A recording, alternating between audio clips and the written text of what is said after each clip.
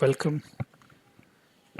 In this video, we will look into the BRM batch trading pipeline in detail.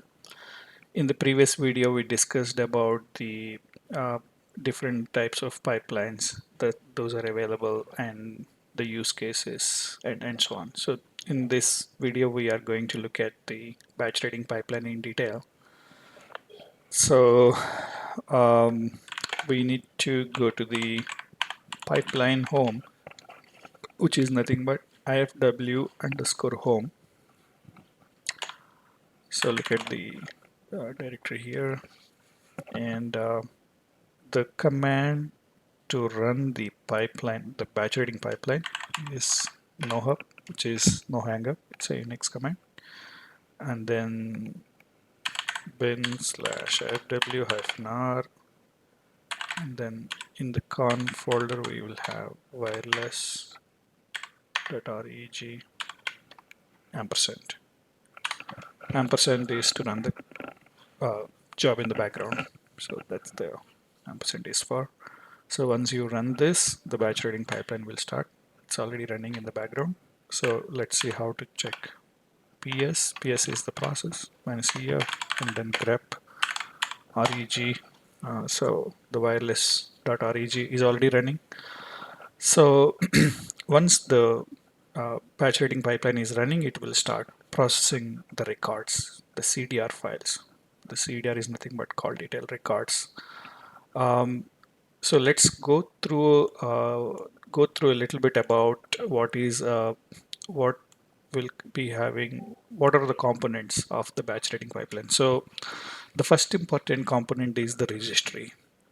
Whenever we want to implement a batch trading pipeline, when you would like to create a new pipeline, whether it is a batch trading or a real-time pipeline, we need to build a registry file. We need to create a registry file, and the registry file is the one that is going to have all the logic, all the business logic, all the customizations out of the box and everything. So let's take a look at the registry file. So will vi conf wireless.reg.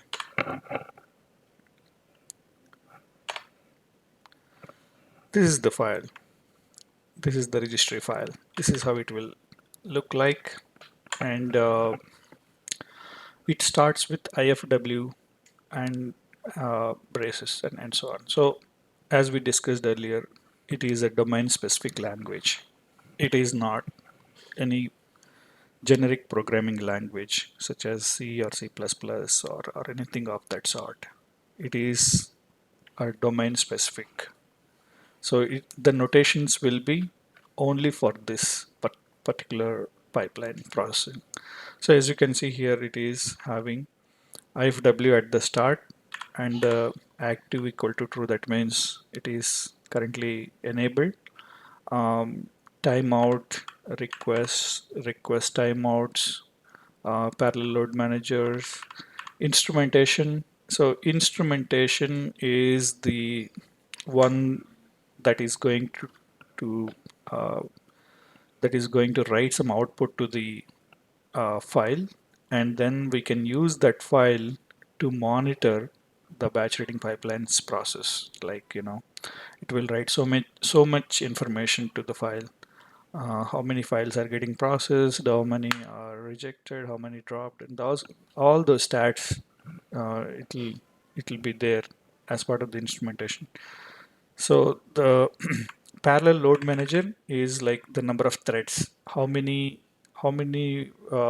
parallel processing of the pipeline should happen. That is the parallel load manager. Um, so after the instrumentation, it is diagnostic data handler. Uh, so we can see the diagnostic .dat file in the log directory, and log message table. Semaphore, we discussed about semaphore in the previous video as well. Semaphore affects the runtime behavior of the pipeline. So we can create a semaphore, and with this naming convention, it has to be like semaphore.reg within, and it should be there in the this directory under pipelines directory. And based on the instructions, the instruction that we provide in the semaphore.registry file, that particular command will be executed. So you can say like shut down the batch waiting pipeline, or restart a particular module, or give me the details of a particular phone number from the in memory. So in the previous video we discussed that when we run the batch reading pipeline, when we execute it, it will, when it starts, it will fetch all the data from the database. Of course, that setting is also based on the instructions provided in this registry file. So it will fetch the data, and then it keeps it it's in memory, in the cache memory. So that memory it will dump when we want to know what are all the details that it has for a particular account number or a phone number, and so on. So the semaphores are very useful when we want to know the certain things. When we, let's say we modified some parts of the uh, pricing, then we would want to reload the pricing configuration into the in memory without stopping the batch reading pipeline, without restarting it. Then we can use the semaphore. There are plenty of semaphores available, so it's important to know what is a semaphore and what semaphores can do and what are all the options that we have for a semaphore. And then registry is there. Process log is the next one. Process log, and process log is the one that we that is the process log is the place where the log file will be created for the process of the pipeline. So we can see what is happening currently in the pipeline when it is up and running. That is the one for the process log. So the next one is uh, memory monitor. So in case if, so memory is like, for example, let's say the RAM, the capacity of the RAM of a server is, let's say, 32 GB. And this particular setting where we can see the shutdown free memory limit 5, that means when it reaches 95 of 32 GB, when pipeline is using all the RAM of the server and only the remaining 5% left, then it will automatically get shut down. So it will give a warning at 10%. So we can change these values, but that is the intention of these variables. So when it tries to reach, when the pipeline reaches the upper limit, it will try to shut down on its own. Um, so the data pool is the one which is very important. So here, as you can see, it's connecting to the database. Data pool is like to how which to which database it has to connect. So that is the data pool. So the first module is the pipeline database. The second module is the infranet database. So it fetches, the pipeline process fetches the data from both pipeline schema as well as infranet schema. So there will be, infranet schema will contain customer information, like what is the customer details, what plans the customer has, what kind of discounts those plans are having, what should be the uh, per minute of the usage, like let's say what is the SMS should be charged, how much should be the SMS should be charged, how much the data should be charged, how much the pipeline should charge the customer for a 10-minute voice call. So depending upon the services that the customer has, it will fetch all the details into the cache memory. So it will use these details, like these database. It literally connects to the database and fetch the details. So if you want to see what kind of queries that batch reading is running in the background, then you can open SQL developer tool in the parallel before you execute the batch reading pipeline to come up. Open the SQL developer, open the sessions, and then you will be able to see the list of active commands that it is running. So once you open the SQL developer, execute or start the batch reading pipeline.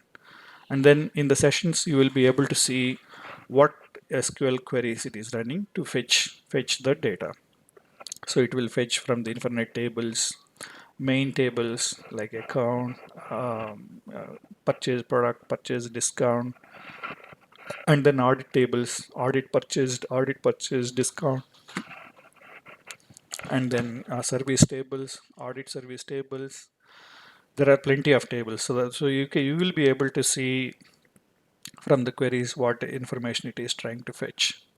And once it fetches all the information, it will start processing the CDRs. So let's go back to the other queues. Queue, we discussed about the queue, why we need a queue. So when something changes on the customer data, like for example, some plan details got changed for a customer, then that information will be provided back to the batch reading pipeline by using the queue.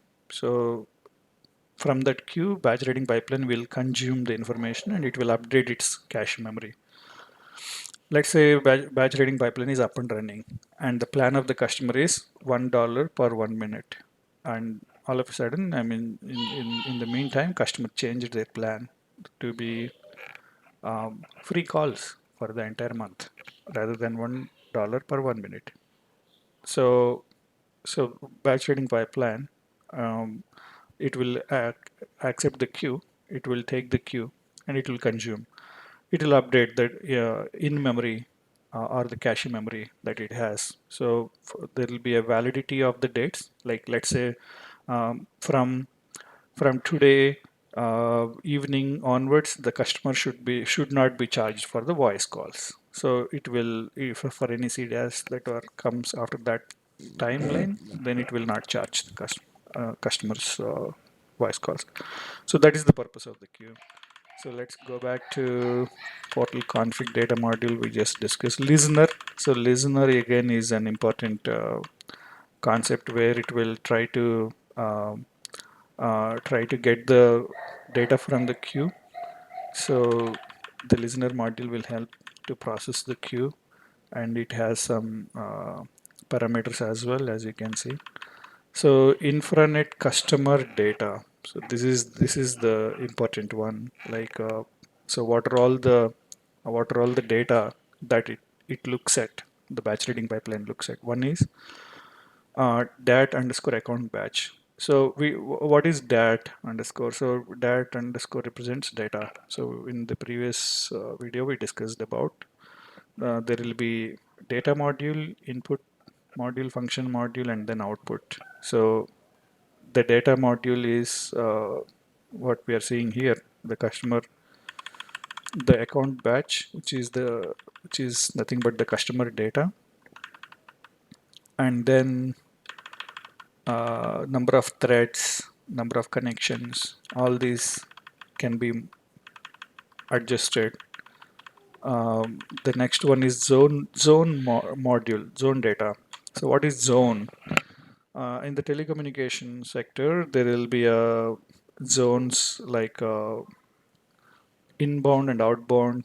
So based on these inbound and outbound, one will define whether we should charge the customer regular price or a roaming price.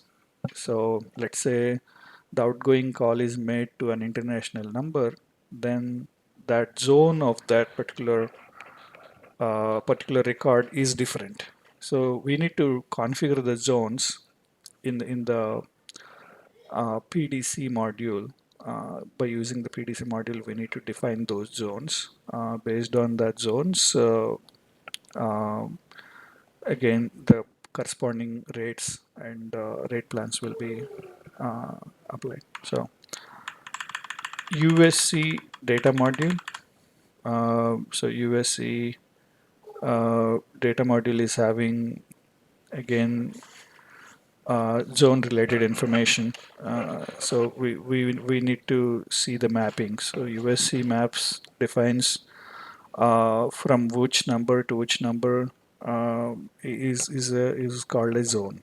So let's say we want to define particular country as an international group, then we should provide the starting digits, starting code or a country code as under the map. Otherwise, it might not be able to identify. Next, prefix description and then price data. Pricing will also be loaded, like the charge offers, discount offers, bundles, packages, charge selectors, zones, time models, all that, and then currencies. All that information will be loaded. Calendars, holidays, if there are any, or if there is a if we want to charge differently for on a holiday, then those configuration need to be there. Uh, time models, like for example, we want to charge differently in the day and a different rate in the night, then time model. So all the configurations that we do in the pipeline, sorry, in PDC, it will be loaded here, and the day rates, exchange rates. So in case of in case if we want to process currency other than the system currency, so there will be two types of currencies in BRM: system currency and customer currency. So system currency doesn't need to be same as customer currency. So if system currency is different from customer currency, it will try to use the exchange rate and then try to apply the value, try to apply the rate for the customer based on the exchange rate, and then scenario readers, and then currencies, discount models. As you can see, balance data. So balance data is it will have the customer balances including discounts and so on. So model selectors. Item assign is purely internal to the pipeline to generate the item point and so on. So recycling. So in case if we want to recycle certain, let's say if the if we want to recycle certain data, where should we, where the data should be, and so on. So recycle pipeline will also be part of, can also be part of the batch training, but in general it will be outside of the batch training pipeline. So as you can see here, the pipelines started. So the pipelines it is very important now. So the pipelines will contain n number of pipelines. There is no limit how many pipelines we should configure in this registry file. It depends purely on the requirement. Till now, all these data modules that we saw are in general are common, that we can simply use them for any kind of requirement. But from here, we need to know the exact requirement for we need to know what is expected out of this batch trading pipeline. Then we need to configure it accordingly. So here you can see there is under pipelines there is something called pre-process. So this particular pipeline is nothing but, the name of the pipeline is nothing but pre-process pipeline. So pre-process pipeline, what it has to do, it again depends on the requirement. So we need to write all this data description. So here you can see something called ISC. So, sorry, DSC. DSC is the grammar files. So based on the grammar files, the input, the input, the input records will be processed. So as you can see here, the input mapping. So this is how this mapping, the input file that we provide to the batch reading pipeline should be mapped, should be same as this input in map. So let's open another terminal, open a tab and go to this cdifw home,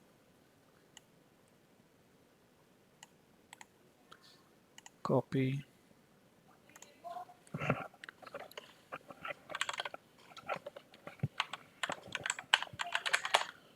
vi. So as you can see here, it's not there here. Um,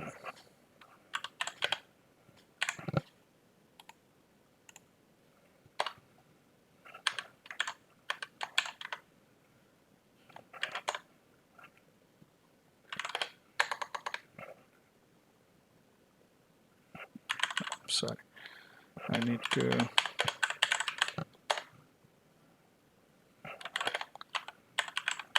w home.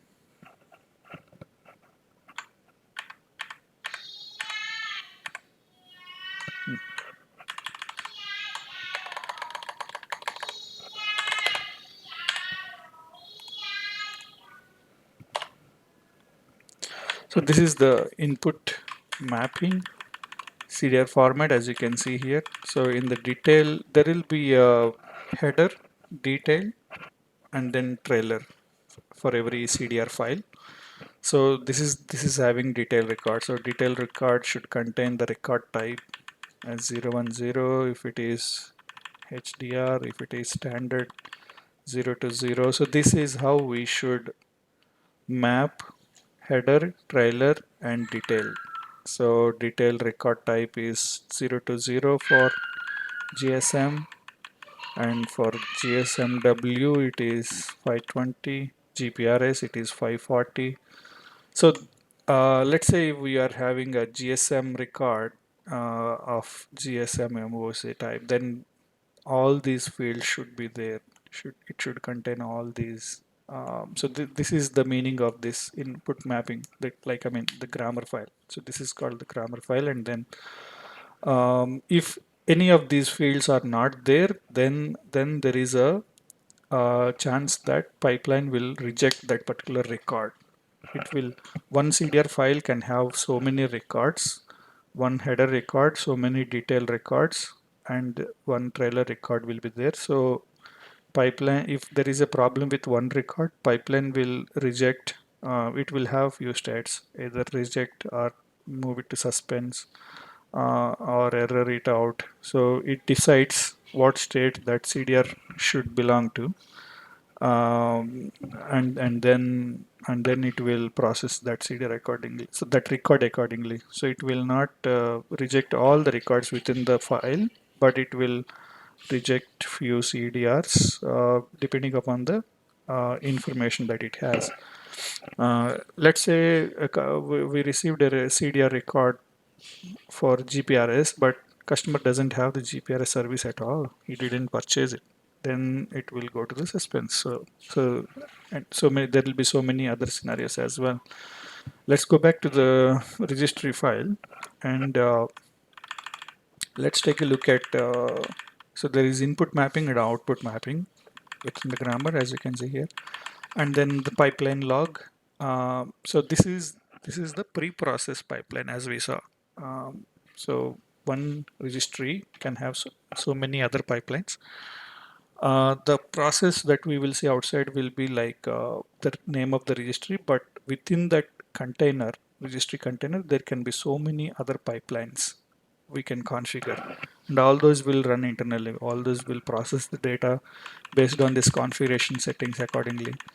So there is again input module, as you can see here. There is a grammar file. Let's go through this grammar file as well.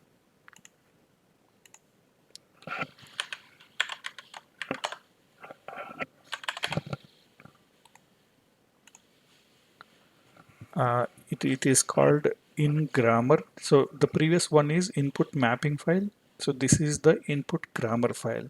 So that is the difference. The extension is DSC for both of these. So the grammar file will have like the functions, and you can see here uh, what should be the validations. What are all the validations? So let's say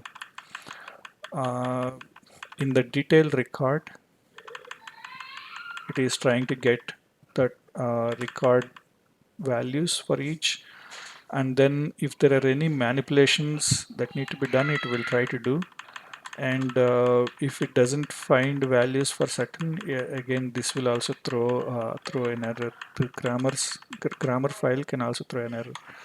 So as you can see here, detail dot basic services is tele, then number of associated record is 1, then it is going to use this mapping, and so on. So the grammar is the one that will have a little bit of logic, like what what we should do with the input file, input CDR file.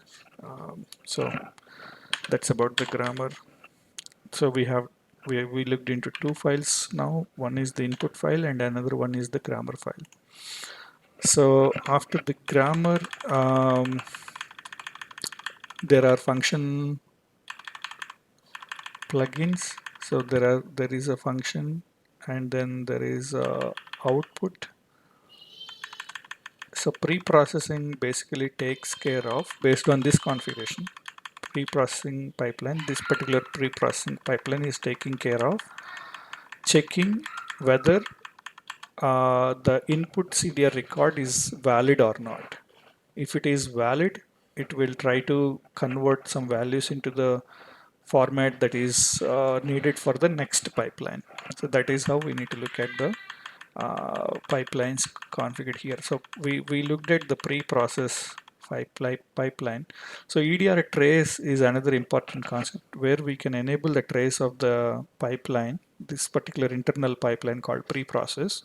So when we enable the trace, we will be able to see in the log more details, like what exactly it is trying to do, what kind of process, I mean, like where it started, what file it started, what record it considered, why it rejected a particular record, what validations it tries to do, which validations are failed. So many things will be there in the EDI trace. So we will be able to look into those when we enable the EDI trace. In general, we don't enable these in the production environment, so we only in the test or sandbox we can enable. The next pipeline is the pre-recycle. So pre-recycle uh, is for the recycling pipeline.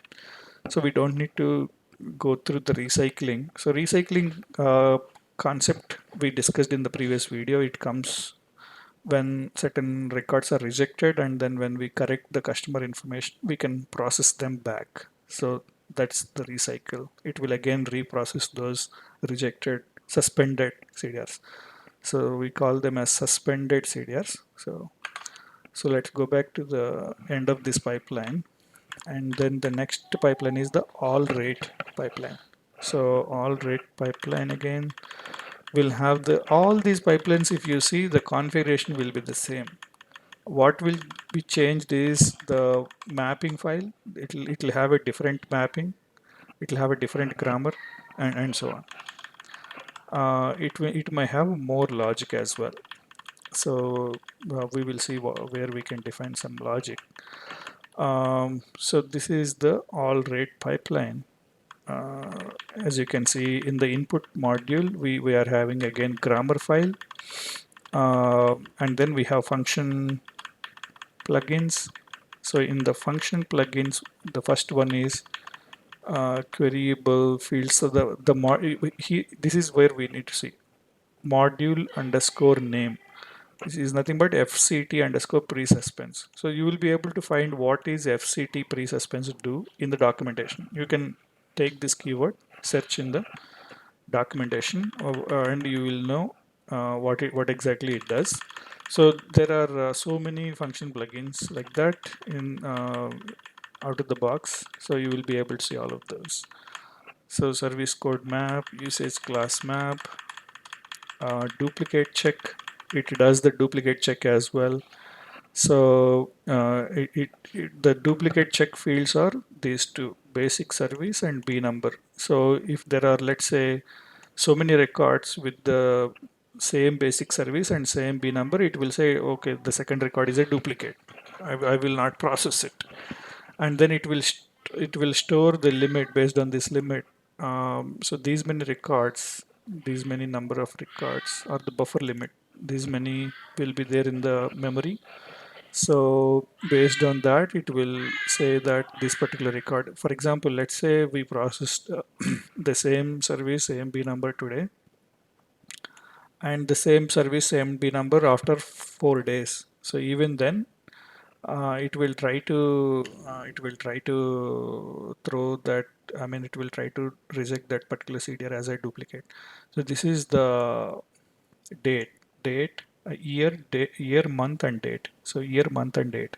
From this date onwards, it will try to keep the values. So in the memory, um, prefix. So there will be customer search, Infonet customer data. So as you can see here, there is a data pool. Um, so this particular section is commented out. Double hash means that that particular line is commented. Double hash is the one that we need to use, similar to Perl scripting, right? So we have few function plugins like iScript. So we discussed earlier, there is a chance that we can write an iScript. There will be out of the box iScripts as well. So this is an out of the box iScript. So iScript will contain further more logic. So what should happen when this particular function plugin comes into the picture? So iScripts, iRules. So this is nothing but fct underscore iRule is nothing but this is an iRule. So we will take a look into the iScript as well. Um, so all these models, output stream, revenue stream, EDR dump. Again, EDR dump, we can use it as an EDR tracing file, and then certain aggregations we can aggregate. Um, let's say we received a call till the midnight, and then from the midnight we got another call. That might be because the network will try to split the records based on the day. So we can treat the call till midnight as a one call. Though it is the same call, we can treat it as a one call till midnight, and because there may be a chance that on that particular day midnight the customer's discount is complete and the next day call should be charged. So in that case, though it might be a same call, it will be considered as two calls, or in some cases we can aggregate the calls as well. So again, customer rating, pre-rating, APN mapping, access point. APN is nothing but access point names, and then as you can see, all these out of the box function plugins are mentioned. So we now came to the module called main rating. So main rating is the place where uh, the actual rating happens. So the charge for the customer will be decided in this module. So how much the customer should be charged for the service he or she used, whether it is a phone call or a data or SMS or GPRS, whatever it is, based on the plan that customer is having, and the rates, and based on the discounts. So it will try to calculate everything. So if there is a discount applied, then the charge will be created and the corresponding discount will also be created. So there will be two things, and by summing up both, it could be zero. So if it is an unlimited plan and if it is configured at $0 charge, then it will be directly charged as zero. Um, so that is all about this. So we are looking at all the different I scripts and I rules and so on. So um, set EDR status I script. So let's see what is there in this I script so that you will be able to come across, you will be able to capture or grasp what exactly is an I script. So iScript is again domain specific. It is not particular programming language. It is this syntax is purely and specifically for the batch reading and the pipeline concept to be honest. So function and then on detail EDR. So it is trying to this function is trying to get the detail record and then trying to set the status for the EDR, valid detail EDR and on detail EDR. So as you can see, it will say a suspense if it is not success, discarded, skipped, duplicate, or suspense. So these are all the status that batch reading pipeline will try to set for a CDR record, not the file but the record. If it is processed successfully, it will say success. If it is discarded because some fields are not available, then it will be discarded. It will be skipped in case if it is having some other issues, like pipeline will decide when to discard and when to skip. It will skip if it doesn't have any if it doesn't match any record type or something like that, and then duplicate, we just discussed about duplicates. Based on the fields, duplicate fields, it will say whether a record is a duplicate or not. So this is how the iScript will be. We will look into the other iScripts as well, so you will get more idea what can be done within an iScript. So this is the aggregator module, FCT underscore aggregate.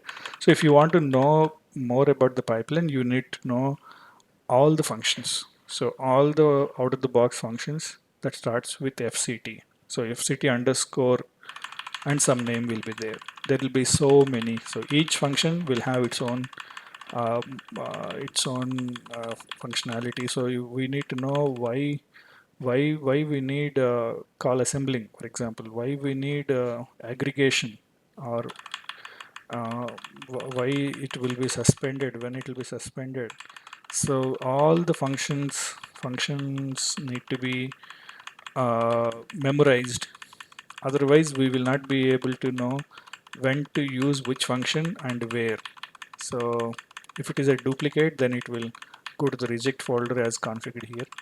If there is a problem with processing the discount, then so there is a module, um, and then output. Finally, if the processing is successful, everything is done, then the batch reading pipeline will create an output file, and that will contain the charges for the customer.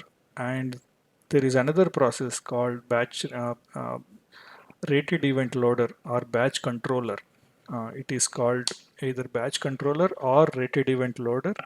So that particular loader will take that input file created by the batch reading pipeline as output and load into the database. So once that file is loaded into the BRM database, then customer will be able to see the new charges applied for them. So let's say batch reading pipeline processed the records, but it is not loaded by the batch reading pipeline, batch controller into the database, then the latest charges will not be there. So this will be the flow for a CDR record. Initially, the CDR record will be captured at the network in some format.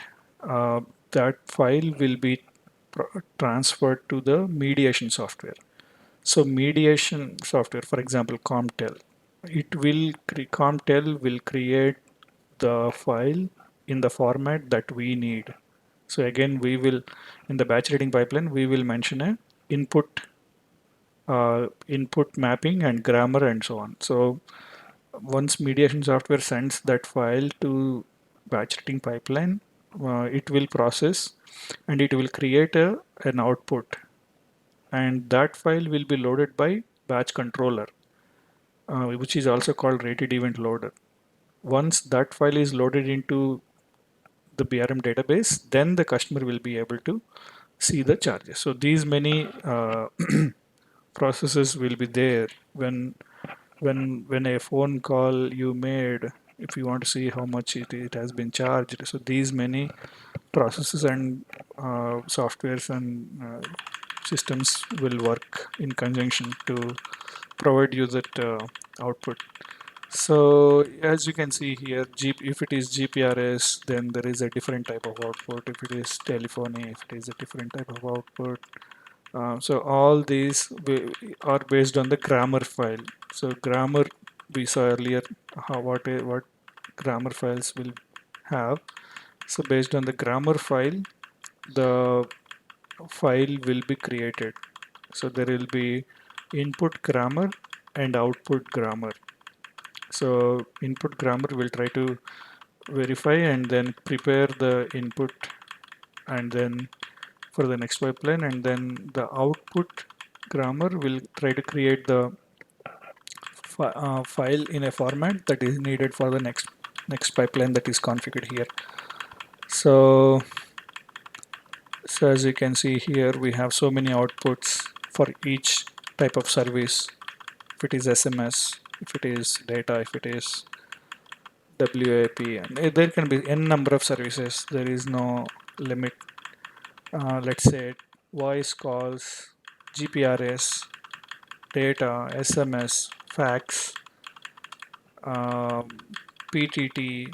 PTT is push to talk, for example, and there can be so many other services as well that provided. Well, it can be a cloud service, for example. It doesn't need to be only a telecom service as such.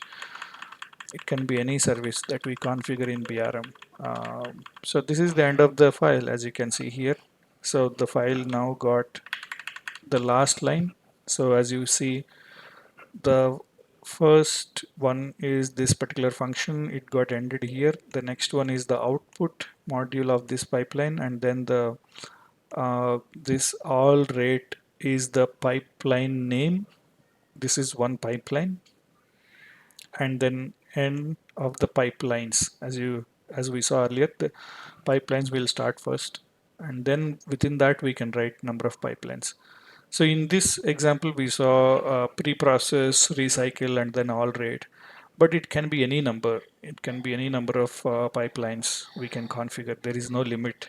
But each one should have its own purpose so that we don't need to write different pipelines with the same functionality. So in case in some implementations, um, the pre-process pipeline will divide the CDR record and process it, and and then send it to a pipeline based on the first digit of the phone number.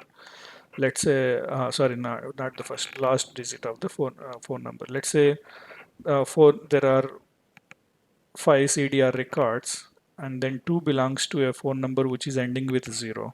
Then that goes to a pipeline 0. So here we are seeing the pipeline name as all rate. So there the pipelines are configured like pipeline 0, pipeline 1, pipeline 2 till pipeline 9. So if if the last digit of the phone number is 0, then it will go to pipeline 0. So it's done in that way, in that fashion, to make batch reading pipeline more efficient. So there will be 10 pipelines running in parallel, and then each one will process its own file. So there will be so much of efficiency. These many number of pipelines will work in parallel, and then it will have its own input files, and then it will try to process all of them at once. Let's say we received two files, two records for number 0, two records for number 1, two records for number 2, then all these 6 will be processed in parallel. So that will increase the efficiency. That's why those many pipelines are configured within the same registry. So that is one good example of how we can configure the pipelines in this fashion. That's about it, and thank you so much. See you in the next video.